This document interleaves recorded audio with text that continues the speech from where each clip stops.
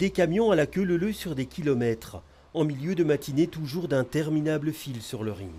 Une bande a pourtant été rouverte dans le tunnel Léonard dans les deux sens. Mais face à l'importance du trafic, cela n'a pas suffi à empêcher les ralentissements. Fatalistes, les automobilistes n'ont d'autre choix que de prendre leur mal en patience. Je ne viens quasi jamais ici, j'habite en Brabant wallon et j'ai un rendez-vous à Bruxelles, mais sinon j'évite de venir à Bruxelles. Bruxelles est un cauchemar, ce sont deux synonymes. Pas souvent sur cette région-là, donc on prend son mal en patience tout simplement. C'est compliqué, très compliqué.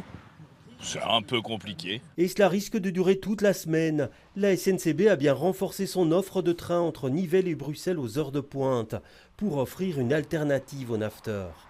Mais pour certains, impossible de se passer de leur voiture. C'est un rendez-vous d'urgence à l'hôpital, donc par le train, etc. On était tout de suite à beaucoup plus longtemps. Et donc vous vous êtes jeté dans la gueule du loup, si? Oui, c'est les accès vers l'hôpital. Des bouchons, il y en a également à une autre entrée de Bruxelles, celle de la Douce. Les travaux sur les deux ponts qui permettent d'entrer en ville et d'en sortir ne sont pas terminés.